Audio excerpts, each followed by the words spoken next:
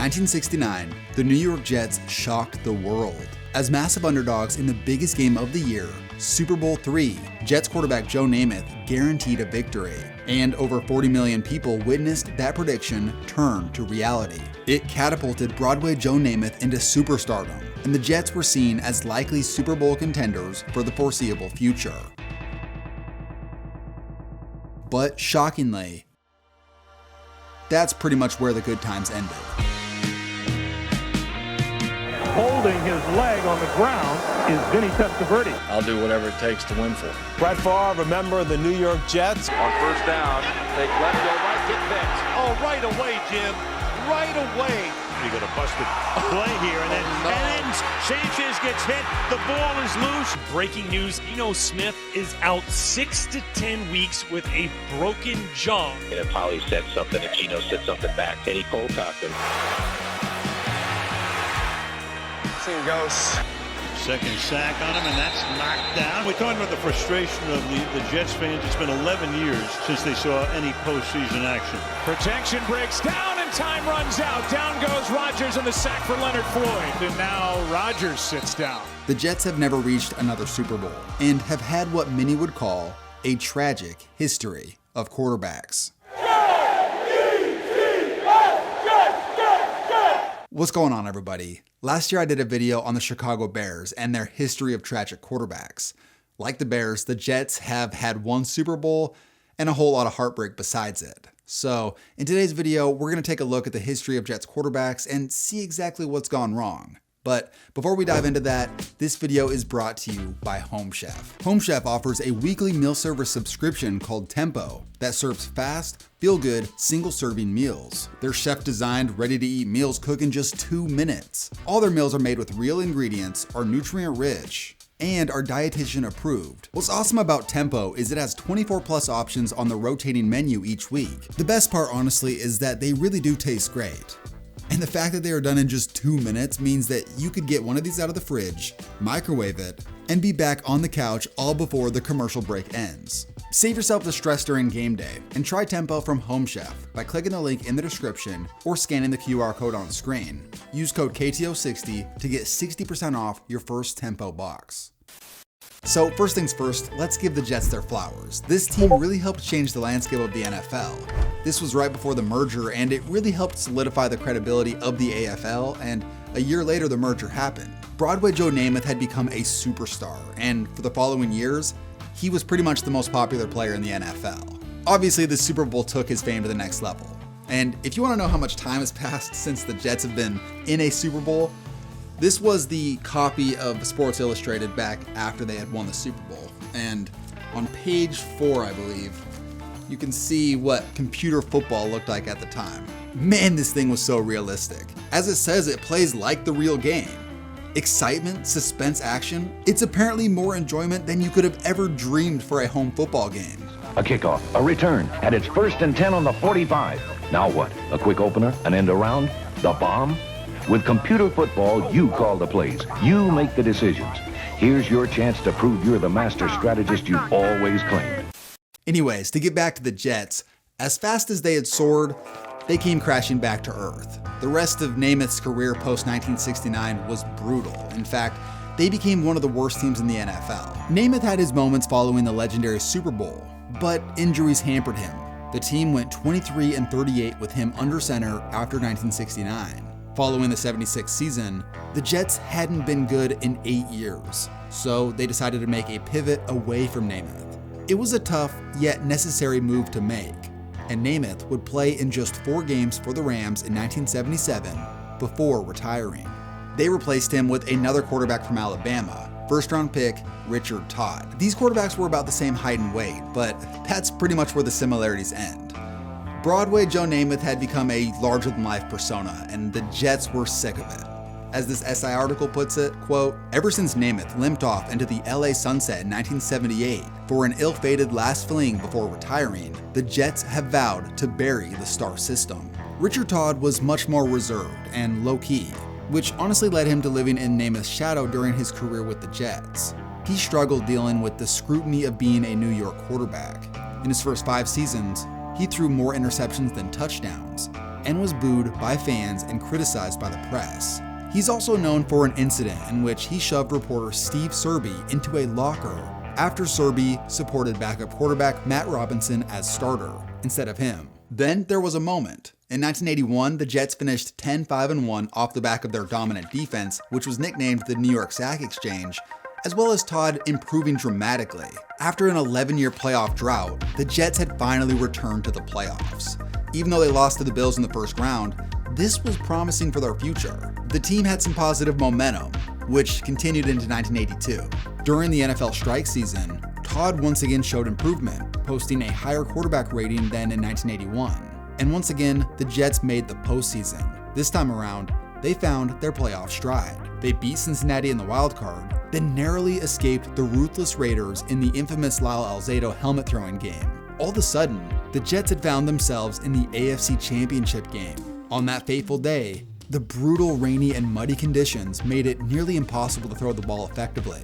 Todd threw 5 interceptions, and the Jets were shut out by the Dolphins 14-0. Here's another excerpt from that SI article. Quote, "When Todd walked out of the dressing room after the Miami game, he at last saw a friendly face, that of his wife Lulu, who grabbed his arm, looked at him dead in the eye and said, 'What was wrong with you? Why did you play so badly?' Months later, the outspoken Lulu explained, 'Richard will never be accepted in New York, and he'll never make it in New York until he wins a Super Bowl, like Joe Namath.' Just 17 days after that loss, shockingly, the head coach of the team, Walt Michaels, resigned. Reportedly, the team's owner pressured Michaels into resigning due to his temper.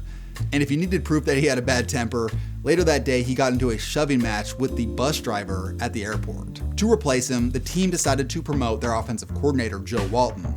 And in the 1983 NFL Draft, they made this move. Jets take the first round selection, quarterback, Ken O'Brien of California, Davis.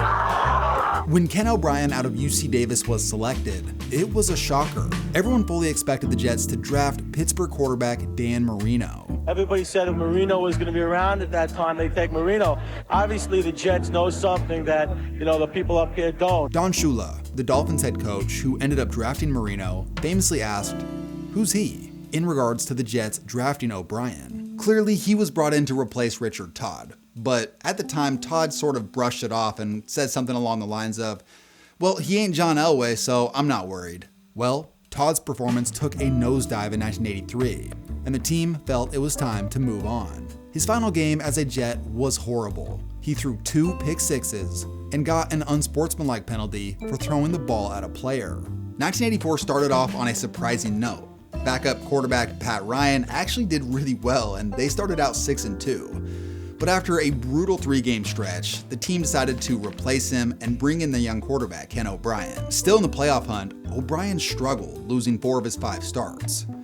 Meanwhile, the quarterback that everyone expected this team to draft was lighting up the NFL in Miami. Dan Marino went on to win league MVP in 1984, in what was the most dominant statistical season by a quarterback people had ever seen.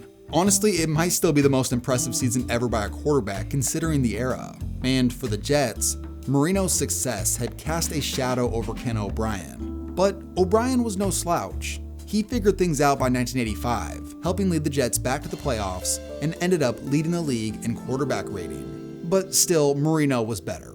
These 2 quarterbacks were forever tied together, especially considering the fact that they were in the same division playing each other twice a year. This meant that Jets fans had 2 reminders at least per year that this was the guy they could have had. But on September 21st, 1986, these 2 quarterbacks would have one of the greatest duels the NFL has ever seen. The eventual 51-45 victory by the Jets saw a combined total of 927 yards and 10 passing touchdowns. O'Brien threw for 479 yards and 4 touchdowns. This was the spark of what turned into an incredible regular season for the Jets. O'Brien would dazzle on multiple other occasions, including when he threw for 431 yards versus the Seahawks, which resulted in a perfect quarterback rating, the first time in NFL history. O'Brien led the Jets on an amazing 10-1 start with 9 consecutive wins. By all accounts, this was the year that they were going to make it back to the Super Bowl. And later in that season, they faced off once again versus Miami with another shot to prove, hey, this O'Brien guy may be pretty good, let's see what happens. However, the Jets simply ran out of fuel. Miami crushed them 45-3. Marino threw for 4 touchdowns, while O'Brien had 0 in a forgettable performance. O'Brien's play took a nosedive for the rest of the year as he was dealing with a sore arm. They lost their final 5 games of the regular season, and O'Brien's arm had bothered him so much that backup Pat Ryan started the team's wildcard game. Amazingly, they won, and Ryan started the divisional round against the Browns until he got hurt. This forced the banged-up O'Brien to try and make things work, and the result was a gut-wrenching double overtime loss. Going back to that first duel of 1986, O'Brien may have won the battle, but Marino won the war. In the end, he became a Hall of Famer. He had 9 Pro Bowl appearances. He made it to a Super Bowl, and they were a regular playoff contender. For O'Brien, his play peaked in the middle of 1986, and for the rest of his career with the Jets, it was mediocre. They weren't a very good team. By the time it was all said and done, the first round of the 1983 draft produced the greatest quarterback class of all time, with 3 Hall of Famers who played in a combined 10 Super Bowls. Although O'Brien was pretty solid, he never won a single playoff game that he started in his career. In 1992, O'Brien played in just 3 games, and the Jets went 4-12. It was a disaster, and following the season, they decided to move on from O'Brien. This is where we see an interesting shift, where the Jets bring in a MVP-level player and a guy who'd played in a Super Bowl, Boomer Esiason. As the most accomplished quarterback the Jets had acquired since Namath, Esiason was one of the transformative passers of the late 80s. Most famously, in 1988, the Bengals' no-huddle offense dominated opponents as Esiason won MVP, and the Bengals reached the Super Bowl before losing to the Niners. Although his best years were behind him, and ultimately the Bengals had been pretty bad at the end of his time there. However, to spin it positively for the Jets, they had reunited Esiason with his former offensive coordinator, which was the guy who had helped him reach his 1988 MVP season and make it to the Super Bowl. For the first year, things went okay. The Jets had gone from 4 wins to 8, and Esiason was a Pro Bowler, but they fell apart after that. The team went 6-10 in 94 and 3-13 in 95 with the worst scoring offense in the NFL.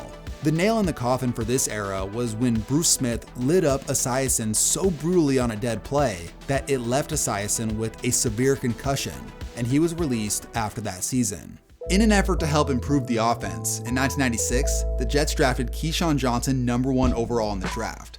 He's the last wide receiver taken #1 in the NFL, and even though he was a good prospect, this team had so many more problems offensively, and he did not patch those holes. The 1996 Jets ended up being one of the worst teams in NFL history. They won just 1 game, and they lost by an average margin of 11 points. During that season, they had 3 different quarterbacks, all of whom weren't very good. However, things began to change in 1997 when the Jets hired Bill Parcells. Parcells was one of the top coaches in the game. He had led the other New York team, the Giants, to a pair of Super Bowl victories in 1986 and 1990. Then in 1996, he led the Patriots to a Super Bowl appearance before losing to the Packers. The reason he was even available was because of an internal battle between Patriots owner Robert Kraft and Parcells over how much power Parcells could possess. But in order for the Jets to acquire Parcells, it was not going to be simple, because Kraft wouldn't release his contract. That's when the Jets pulled off the ultimate trick. Parcells' longtime defensive coordinator Bill Belichick was brought in by the Jets to be their head coach, and Parcells was brought in by Belichick to be on an advisory role during that time. Ultimately, Robert Kraft was pissed about this and threatened legal action.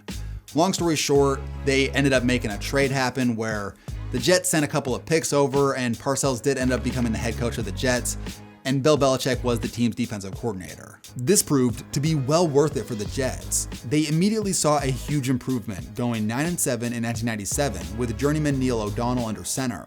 Then in 1998, they brought in another journeyman quarterback, the 35-year-old Vinny Testaverde. Turns out, this was the match made in heaven. This team was absolutely dominant. Belichick's defense was top 5 in the league and arguably the best in football. And the offense was no slouch. They were also a top 10 unit, and Testaverde was one of the best quarterbacks in football. He had rock solid numbers. He was second in quarterback rating, and the team went 12-1 in its 13 starts. They had blown out 6 of their opponents on their way to a 12-4 finish. They locked up the number 2 seed, and this team looked like a serious Super Bowl contender.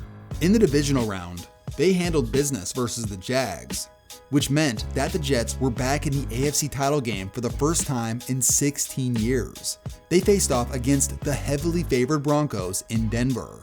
And on a cold, windy day in Mile High, the Jets came out to play. In an ugly defensive battle, the Jets took a 10-0 lead early in the third quarter, but they couldn't hold the advantage. The Broncos scored 23 unanswered, as the Jets on their final 8 drives had 4 punts and 3 turnovers. This loss was crushing, but the fact that they had made it this far was incredibly promising. They had the structure in place with the coaching staff, and the team had a group of skill position players and the quarterback that they liked. So overall, they looked like a team ready to compete for the foreseeable future. Here's Martin again, lost the football, and covered it again. And holding his leg on the ground is Vinny Testaverde. Well, the way he's beating that turf, it's not good news for the New York Jets. Talk about heartbreak. The Jets' star quarterback went down in the first game of the season with an Achilles tear. You just don't see this kind of thing happen. What's also crazy about this game was the Jets' backup quarterback was their punter, Tom Tupa, who ended up doing pretty decent that day. But to focus on the bigger picture here, this Testaverde injury really changed the landscape of the NFL in a massive way. The team ended up going 8-8 with backups at quarterback. And following the season, Parcells decided to retire from the head coach spot and move into a GM role. And Bill Belichick was going to take over as the team's head coach. He was introduced as head coach on January 4th, 2000. Then, shockingly, one day later, he resigned, instead opting to take the Patriots job. So, just like that, the Jets went from one of the strongest coaching staffs in the league to 0. The Jets ended up bouncing back, and after Testaverde recovered, they went 9-7 in 2000, and following that, they hired Herm Edwards in 2001. Although they did make the playoffs in Herm Edwards' first season, this was all overshadowed by what was going on with their division rival, the Patriots. Belichick had somehow, someway, made them a Super Bowl champion in his second season with them. To make matters worse for depressed Jets fans, the surprise young quarterback of the Patriots, Tom Brady, came out of nowhere after Drew Bledsoe got hurt, which happened against the Jets. This situation is different than the Dan Marino one, but in some ways it's similar. 2 times a year, the Jets had to watch a quarterback in Dan Marino who reminded them of who they could have had and what their team could have looked like. And ultimately, this situation was really similar. This was the coach they could have had in Bill Belichick and the quarterback, which, I mean, no one was thinking Brady was going to be good, but he wasn't even going to play until your guy knocked out their quarterback. It's not really the Jets' fault that happened. It's just an insane couple of facts. For the next few years, the Jets had success. The 39-year-old Testaverde handed over the reins to first-rounder Chad Pennington, and the team was pretty solid, making the playoffs 4 times from 2001 to 2007, and they also won 2 playoff games in that span. They were a good, not great team who had a couple years where they fell off. Meanwhile, the Patriots had won 3 Super Bowls, and Brady had won MVP. Once again, even when the Jets were decent, they were completely overshadowed by a division rival. One of the big what-ifs during this era was Chad Pennington's health. He had multiple shoulder surgeries during his time in New York, and still played well post-surgery, winning 2006 Comeback Player of the Year. However, because of a rough 2007 season, the Jets began searching for other options, and they made massive news during the 2008 training camp. He's the newest member of the New York Jets. Number 4, Brett Favre, acquired in a trade from the Green Bay Packers. Coming off a rough 2007 season, the Jets shocked the football world when they acquired Brett Favre. Favre had been an icon in the NFL with the Green Bay Packers for the better part of 17 years. And now that he was a New York Jet, the team released Chad Pennington that same day. I was in the latter part of my career, and I'm still, in practices looking like, man, that's Brett Favre. I used to watch Brett Favre tear it up, when I was in high school and college, and here he is my quarterback. I think once you get past the awe of having a first ballot Hall of Famer, you just know going into the situation that we got a chance. We got a legitimate chance along with everyone else out there. Big rush. Favre gets away, lobs it in the air. Someone's there. Oh, it's caught at the goal line for a touchdown. 2008 got off to a remarkable start. Favre was dominant. and the team sprung out to an 8-3 start, which included hanging 47 on the Rams and 56 on the Cardinals. But then, the ghost of 1986 Ken O'Brien appeared. Brett Favre had torn his bicep tendon in his throwing arm and tried to play through it. The results? The team lost 4 of their last 5 and missed the playoffs. Meanwhile, the guy they cut, Chad Pennington, was balling out in Miami. He was the runner-up for MVP that season, as the Dolphins won the division. Favre was released by the Jets after the season. After just 1 year of Favre-mania, the Jets reset the franchise by firing head coach Eric Mangini, and they hired Ravens defensive coordinator Rex Ryan. See that, man? I mean, that's when you know you're handsome. Rex Ryan was the son of legendary Buddy Ryan, who was a defensive mastermind in the NFL.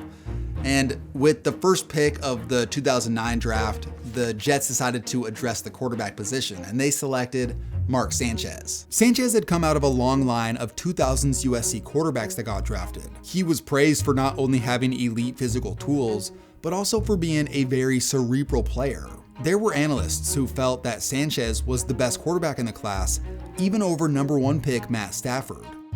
Do you really see Matt Stafford as being a better quarterback than Mark Sanchez? To be real succinct, no. If I had to make the pick, I would, without hesitation, take Mark Sanchez from USC. WalterFootball.com compared him to Aaron Rodgers when he was at Cal. Well, in 2009, Mark Sanchez looked awful. He threw 12 touchdowns and 20 interceptions. Honestly, he didn't look ready to play, but it really didn't matter because the Jets' defense was so dominant that season. Their defense went from below average the previous year to the number 1 defense in the NFL. And their running game, headed by Thomas Jones, led the league in yards and carries. They found an old school formula that worked, and they found themselves in the first round of the playoffs. In Cincinnati, the underdog Jets surprised the Bengals, controlling the game on the ground, not making mistakes, and playing good defense on their way to a victory. Sanchez wasn't asked to do too much, but he did have his best performance of the season, completing 80% of his throws and produced an outstanding 139.4 QB rating. But as great as this victory was, they now had to face a real juggernaut, the San Diego Chargers. Well, in an absolute stunner, the Jets shocked the Chargers by completely stifling their offense. Also, their kicker choked on some field goals. The Jets defense forced 2 interceptions and limited LaDainian Tomlinson to just 2 yards a carry. The Jets offense was pretty limited, almost relying entirely on their running backs. Sanchez threw for just 100 yards and also an interception. But they won the game. Just like that, the Jets had found themselves in the AFC Championship for the first time in the 21st century. Once again, the Jets were heavy underdogs, and this time they were taking on the mighty Indianapolis Colts, who had started 2009 14-0 before resting their starters. Well, shockingly, the Jets came out throwing haymakers, and this time it was led by Mark Sanchez. He threw 2 touchdowns in the first half, and the Jets were up at one point 17-6, but it all fell apart. The Colts found their rhythm, and the well of fortune the Jets had had on offense had dried up. And just like that, their Cinderella 2009 season came to a close. Let's make sure we play like the New York Jets. Do we understand what the I want to see tomorrow? Let's go to eat a damn snack.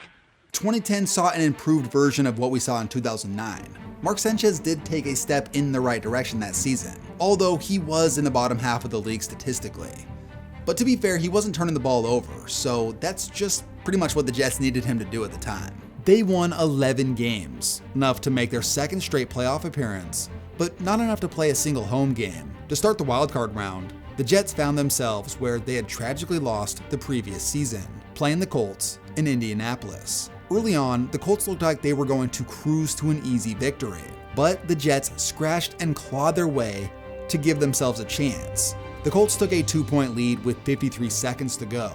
Then, Rodgers-Cromartie made a huge play on the kick return to give the Jets good field possession. And despite a rough showing for Sanchez to that point, he made the throws when it mattered most, and the Jets won with a walk-off field goal. But of all the Jets' stunning victories of this era, none were more shocking than what we witnessed the following week. In a game most felt like the Jets would get absolutely crushed, Sanchez and company played the game of their lives. Sanchez in Foxborough threw 3 touchdowns with a 127.3 QB rating. Somehow, he had done it. He outdueled Tom Brady in New England. And the Jets found themselves advancing to their second straight AFC Championship game. In those 2 playoff runs, they had won on the road versus Carson Palmer, Phillip Rivers, Peyton Manning, and Tom Brady. This was the stuff of legend. However, reality would smack them in the face the following week. On a frigid day in Pittsburgh, everything that could go wrong went wrong, as they trailed 24-0 at one point. Even though the Jets had a decent comeback attempt in this game, it was too little too late. And sadly, for Jets fans, they have not experienced a playoff game since that day. Hey, we already talked about it. Yep. We already know what's going to be written, right? Yes. Yep. 3 home teams advance, and the Well, years ago we talked to Tom Moore, then at Indianapolis, the offensive coordinator. You got a busted play here, and then Sanchez gets hit. The ball is loose, and it's alive.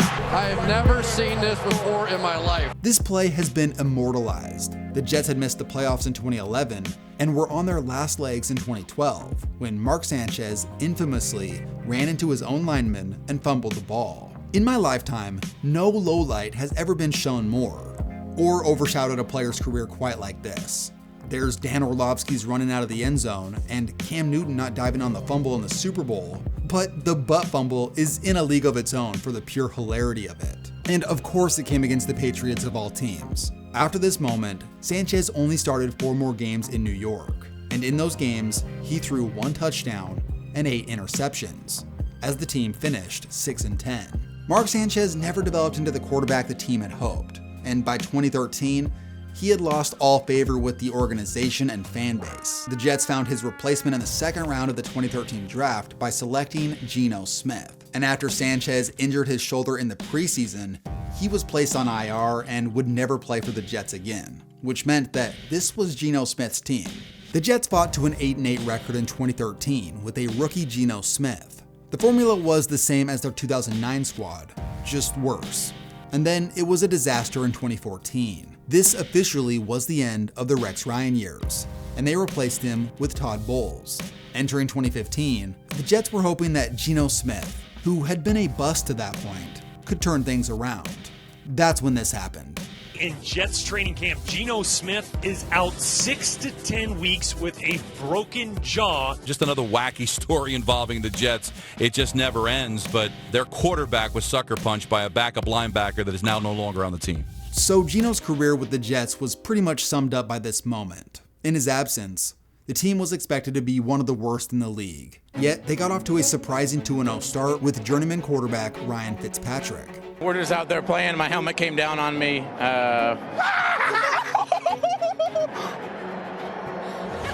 This led Todd Bowles to rolling with Fitzpatrick even when Geno was ready to play, and the success surprisingly continued.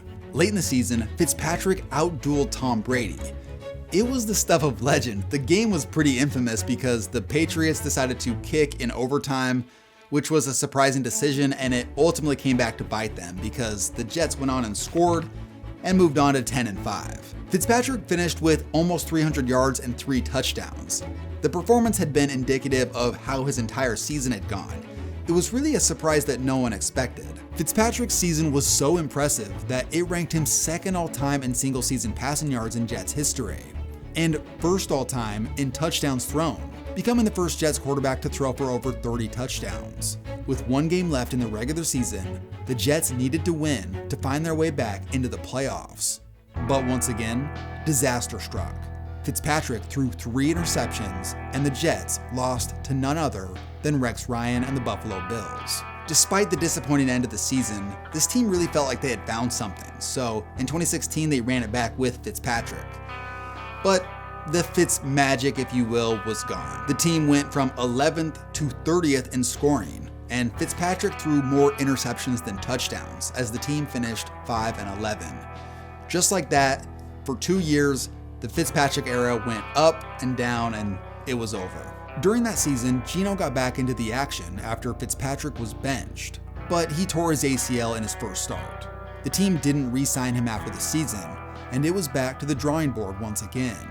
With the upcoming 2017 NFL Draft, the Jets had a chance to maybe select a future quarterback, which included guys like Patrick Mahomes and Deshaun Watson, but ultimately they opted to take the safe route and build their defense up by selecting Jamal Adams. For quarterback that season, they brought in journeyman quarterback Josh McCown, who ended up doing pretty well, but the team wasn't very good. Then in the following draft, they addressed their future at quarterback. With the 3rd overall pick in a quarterback-heavy draft, they decided to address their future at the position with Sam Darnold. Darnold was a big playmaking quarterback out of USC, and he even drew comparisons to Andrew Luck. Now, entering Darnold's rookie season, this roster was one of the worst in the NFL. They were seen as having one of the worst O-lines in the league, and their offensive weapons were headed by Isaiah Crowell and Robbie Anderson. This was Darnold's first career pass. As evidenced by that first play, Darnold's first season as a Jet was turbulent. The team decided to fire Todd Bowles after the season, and they brought in Adam Gase. And looking at his opening press conference, it worked out exactly like you would have thought. Although there were some good moments in 2019, it was mostly a disaster, especially late in the season against the Patriots where they got shut out 33-0, and infamously, that was the game where Sam Darnold was caught saying, "I'm seeing ghosts." This was a meme that really has stuck with Sam Darnold ever since. While there had been a little bit of promise at the end of 2019, 2020 season was the nail in the coffin for Darnold and Gase. Darnold was just too reckless with the ball and ended up being one of the worst quarterbacks in the NFL. The Jets traded him to Carolina for a few picks, which meant it was back to the drawing board. Moving on from this era, the Jets hired a defensive-minded head coach, Robert Saleh, and in the 2021 NFL Draft, they, once again, addressed the quarterback position. Zach Wilson was a playmaking maestro at BYU, but what really left scouts and fans in awe was this throw at the combine. Oh my goodness, that is just a silly throw. By this point, the Jets had restarted their franchise multiple times since the Rex Ryan era. And even going into that season, they were expected to be in the midst of another rebuild. They were expected to be one of the worst teams in 2021, and that's just what happened. Zach Wilson started 13 games, and his most notable stat was he led the league in most yardage lost on sacks. He also finished dead last in passer rating, just one spot behind Panthers quarterback Sam Darnold. The following year, the Jets defense improved tremendously, but Zach Wilson was terrible. They tried to help him out by drafting Garrett Wilson and Breece Hall in 2022, but Wilson could only muster 6 passing touchdowns in 9 starts. Again, Wilson finished dead last in passer rating, and in just 2 years, the fan base was ready to see a change under center. So again, the pressure. Robertson Harris is there again. Well, the crowd impatient. You guys are only able to score 3 points. The defense only lets up 3 points. I mean, do you feel like you let the defense down at all? No. By this point, Jets fans had been suffering for decades. The Rex Ryan days were long in the rearview mirror, and the Super Bowl victory felt like a tall tale to younger fans. They hadn't had a Super Bowl caliber quarterback on their team since they signed Brett Favre back in 2008. Well, it was time for a little deja vu in 2023. We have breaking news here in Kansas City. The New York Jets have agreed to terms on a trade for Aaron Rodgers. The hype surrounding the Rodgers trade to the Jets was immense. Guys, this is across the field on the back shoulder. Look at this. I don't know if there's any other human on earth that can make that throw. He's our quarterback. He's ours. He's ours. Rodgers was just 2 seasons removed from winning his 4th MVP. With a defense that was top 5 the previous season, having Rodgers immediately hoisted this team into playoff conversation, and for some, even Super Bowl talks. Hard Knocks covered the Jets that offseason, and as time creeped closer to opening kickoff, the anticipation was getting out of control. Because of this trade, the Jets were slotted to open their season in front of the entire country on Monday Night Football versus the Buffalo Bills. Rodgers came out of the tunnel with the American flag. For a brief moment, Jets fans were happy, but within minutes, it was all over. Time runs out. Down goes Rodgers, the former first-round pick of the Bears, and now Rodgers sits down. Seeing Rodgers carted off the field had to have been gut-wrenching for fans. Of course, nobody knew how serious the injury was, but to have an aging quarterback being sent to the locker room on a cart, it was not a good sign. Once the injury was confirmed, a season-ending Achilles tear, the team had experienced a deja vu that they weren't expecting. Instead of a Green Bay Packers quarterback coming in and playing really well to start the season, they had a star quarterback go down in week 1 with an Achilles tear, which was the same thing that happened to Vinny Testaverde. Let me paint a picture for you from a comment I found on the Aaron Rodgers injury video, because I think it encapsulates exactly what it's like to be a Jets fan. Imagine you're a Jets fan. You got caught in a little traffic headed to the game. You missed kickoff, but it's fine. You get to your seat and you look at the clock. There's 11 minutes left in the first quarter. You've only missed 4 minutes. You get fired up and you look down at the field and see Zach Wilson about to take the snap. Where is Aaron Rodgers? You ask the guy sitting next to you. He hurt his ankle and was helped off the field. He's in the locker room right now.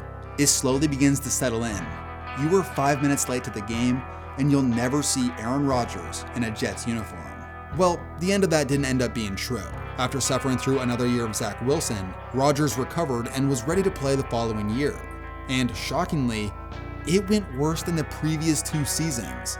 Now granted, the quarterback play was better. Rodgers certainly was the best quarterback the team had in many years, but he wasn't as good as they hoped, and the defense fell apart.